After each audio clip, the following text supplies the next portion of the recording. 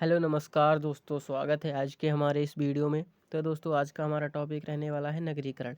तो नगरीकरण के बारे में हम आज बात करेंगे, जो कि यूपी पुलिस कांस्टेबल के लिए बेहद बहुत ही महत्वपूर्ण टॉपिक है। इसमें से एक या दो क्वेश्चन आपको एग्जाम में देखने को ज़रूर मिलेंगे, और जितने भी क्वेश्चन बन सकते हैं आपको यहीं से मिल जाएंगे मात्र 10 से 12 मिनट की इस वीडियो में। और इसकी जो पीडीएफ है, इसको आपको अगर चाहिए तो आप हमारे टेलीग्राम चैनल से जुड़ सकते हैं। यहाँ पर आपको इसकी पीडीएफ मिल जाएगी, बहुत ही अच्छे तरीके से इसमें एक्सप्लेन किया हुआ है। तो आपको इसकी पीडीएफ मिल जाएगी, और अंत तक इस वीडियो को देखना ताकि आपका कोई भी डाउट छूटे ना। और मात्र इस वीडियो से ही आपका ये जो नगरीकरण का टॉपिक है ये कंप्लीट हो जाएगा। तो चलिए शुरू करते हैं। तो शुरू करते हैं। सबसे पहले नगरीकरण की परिभाषा के बारे में बात करते हैं। तो नगरीकरण की परिभाषा क्या है? तो नगरीकरण की जो परिभाषा है वो किसी देश की कुल जनसंख्या से शहरी जनसंख्या के अनुपात में वृद्धि होना ही यही नगरीकरण है। तो जैसे हमारे देश की जनसंख्या मान लीजिए 2001 में 100 थी, और 2011 में कितनी हो गई? 2011 में 120 हो गई। तो जो जनसंख्या थी 2011 में 120 हुई, तो इसमें जो जनसंख्या बढ़ी वो 20 बढ़ी। तो जो 20 जनसंख्या बढ़ी इसी को नगरीकरण कहते हैं। वो किस प्रकार बढ़ सकती है? जैसे शहरों में या तो जनसंख्या वृद्धि से बढ़ सकती है, या तो गाँव से नगरों की ओर पलायन करना भी नगरीकरण के ही रूप में आता है। तो यह ग्रामीण क्षेत्रों से शहरों की ओर पलायन की प्रक्रिया भी नगरीकरण ही कहलाती है। तो जी टेलर ने जो परिभाषा दी थी उसमें गांव से नगरों की ओर जो जनसंख्या स्थानांतरण होती है उसी नगरीकरण कहते हैं। और क्लार्क ने जो परिभाषा दी थी उसके द्वारा नगरीकरण वह सामाजिक प्रक्रिया है जिसके माध्यम से नगरीयता प्रेरित होती है। अच्छा, जो गांव के लोग हैं शहरों नगरों में क्यों जाते हैं? तो किस कारण से जाते हैं? तो आर्थिक अवसर, 4 कारण हैं इसमें। एक है आर्थिक अवसर, शिक्षा, स्वास्थ्य सुविधाएं और परिवहन। ये 4 कारण हैं, इसके लिए ही गांव के लोग शहरों में जाते हैं। नगर बनने के माने, नगर किसे कहते हैं? नगर की कोई परिभाषा है तो नगर उसे कहते हैं जिसमें न्यूनतम जनसंख्या 5000 हो, और 400 व्यक्ति पर वर्ग किलोमीटर के दायरे में रहते हों, और 75% पुरुष जो है वो गैर कृषि कार्यों में हो। जैसे कि उनका जो कार्य है वो 75% जो पुरुष है उनका कार्य कृषि नहीं होना चाहिए। ये सभी मिलकर ही एक नगर का निर्माण करते हैं। तो आगे बात करें तो राष्ट्रीय आंकड़े 2011 जनगणना के अनुसार जो भारत की जो शहरी जनसंख्या थी वो 31.16% थी, और जो ग्रामीण जनसंख्या थी वो 68.84% थी। और जो 2011 की जनगणना में जो ग्रामीण वृद्धि दर हुई वो 12.3% हुई, और शहरी वृद्धि दर हुई वो 31.8% हुई, जो कि ग्रामीण की जनसंख्या की तुलना में ज़्यादा वृद्धि दर हुई शहरों में। इसीलिए इसे नगरीकरण एक बहुत ही बड़ा नगरीकरण माना जाता है। महत्वपूर्ण तथ्य, यानी कि जो भारत की जो कुल शहरी जनसंख्या थी लगभग 56 से 57% जो शहरी जनसंख्या है भारत की वो बड़े नगरों में रहती है। यानी कि पहले फर्स्ट क्लास के जो नगर हैं वो बड़े बड़े बड़े महानगर हैं उनमें रहती है 56 से 57% जो जनसंख्या है।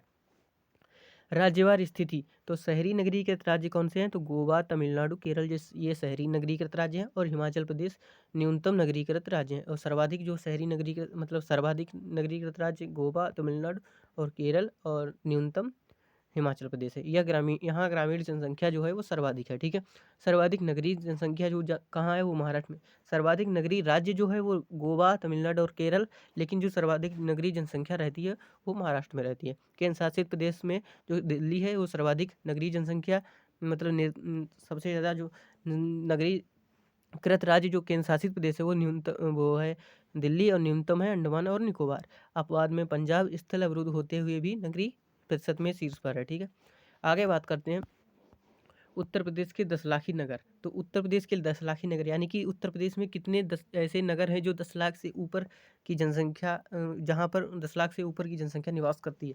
तो कानपुर पहले नंबर पर आता है, फिर दूसरे नंबर पर वो लखनऊ, तीसरे पर गाजियाबाद, चौथे नंबर पर आगरा, पाँचवें पर मेरठ, और फिर छठे पर प्रयागराज, और फिर वाराणसी 7वें नंबर। तो 7 जो जी शहर हैं यहाँ पर 10 लाख से अधिक जनसंख्या निवास करती है उत्तर प्रदेश में।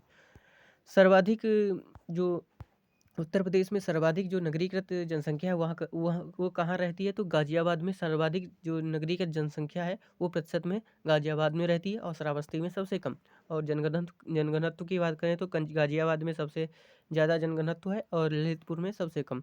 गौतम बुद्ध नगर में सबसे ज़्यादा साक्षरता है, और श्रावस्ती में सबसे कम। कुल जनसंख्या सर्वाधिक जो जनसंख्या है, जो अगर पूछे उत्तर प्रदेश में सर्वाधिक जनसंख्या वाला राज्य जो जिला है वो कौन सा है? तो प्रयागराज है, और न्यूनतम महोबा। ठीक है।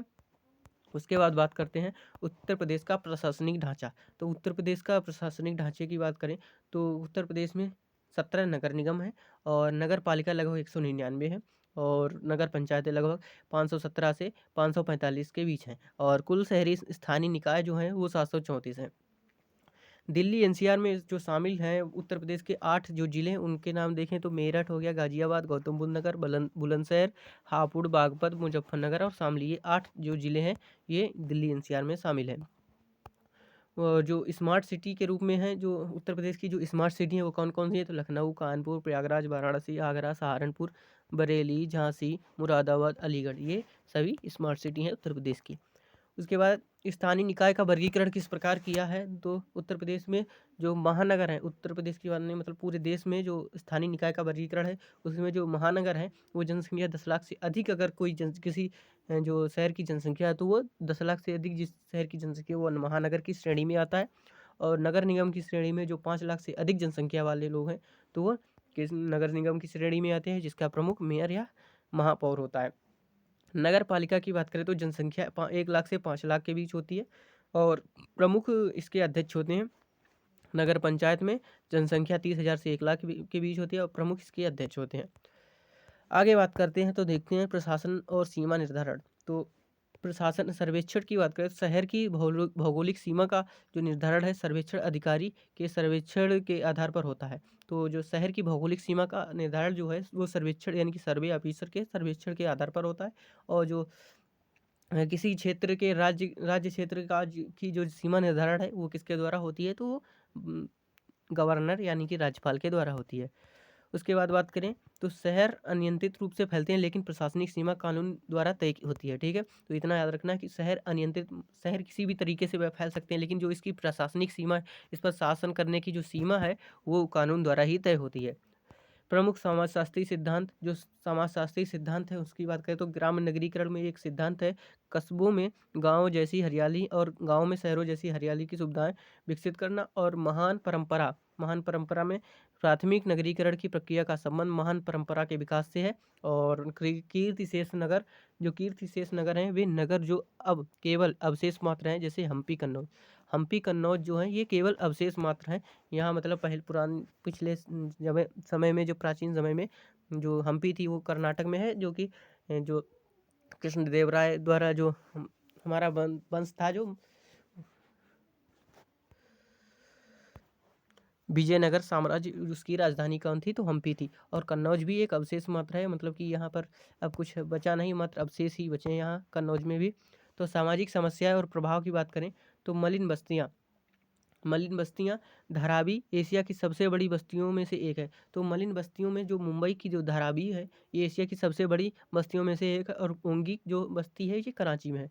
और नगरीय गलियारे की बात करें तो परिवहन संकट, तो नगरीय गलियारे में शहर अनियंत्रित रूप से फैलते हैं, परिवहन संकट होता है। और प्रजनन दर में शहरों में जो ऊंची साक्षरता दर के कारण निम्न जन्म दर होती है। और पारिवारिक विघटन में संयुक्त परिवार टूट रहे हैं, वृद्धों की समस्या बढ़ रही है पारिवारिक विघटन में। उसके बाद महत्वपूर्ण तथ्य भाग 1 में जो पहला नगर निगम है, जो हमारे देश का जो पहला नगर निगम है वो कौन सा है, वो मद्रास है। 1688 में बना मद्रास पहला नगर निगम। उसके बाद जो सबसे ज़्यादा नगरीकृत धर्म है, सबसे नगरीकृत मतलब जो जिस धर्म के लोग सबसे ज़्यादा नगरों में निवास करते हैं वो जैन धर्म हो गया। जीवित शहर यानी कि वाराणसी दुनिया का सबसे पुराना जीवित शहर है। ध्वनि प्रदूषण सीमा, तो WHO यानी कि वर्ल्ड हेल्थ ऑर्गेनाइजेशन के अनुसार 45 डेसिबल जो सीमा निर्धारण मतलब कि जो ध्वनि प्रदूषण की सीमा है वो 45 डेसिबल से अधिक नहीं होनी चाहिए, यानी कि कम ही होनी चाहिए, वो तभी वो सुरक्षित है। सार्क यानी कि सार्क में जो शामिल देश हैं उनमें जो सबसे कम नगरीकृत देशों में से एक जो है वो भूटान सबसे कम नगरीकृत देशों में से एक है।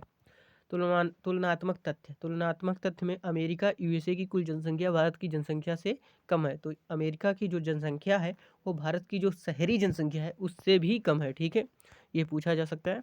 उसके बाद कोटा जो है 2011 में 50वें स्थान पर था। और राजकोट सबसे छोटा 10 लाखी जो नगर है वो राजकोट है, ठीक है। और सबसे जो कोटा है वो 50वें स्थान पर है 2011 की जनगणना के अनुसार। और उड़ीसा की बात करें तो एक भी दशलाखी नगर नहीं है। तो एक भी दशलाखी नगर किस राज्य में नहीं है पूछा जाता है, तो उड़ीसा में नहीं है। कुल नगर जो 2011 की जनगणना के अनुसार जो कुल नगर हैं वो कितने हैं, तो 7,935 जो नगर हैं, ये हमारे जो देश में कुल नगर हैं वो 7,935 हैं। तो अगर आपको ये वीडियो अच्छा लगे तो चैनल को सब्सक्राइब, वीडियो को लाइक करना ना भूलें। आपको इसकी पीडीएफ भी उपलब्ध करा दी जाएगी। हमारे टेलीग्राम से चैनल से जुड़ सकते हैं, जिसे जो कि हम इस डिस्क्रिप्शन में इसकी लिंक दे देंगे। आप वहाँ से इस पीडीएफ को डाउनलोड कर सकते हैं। और अगर आपको ये वीडियो अच्छा लगे प्लीज़ सब्सक्राइब कर दिया करो। धन्यवाद।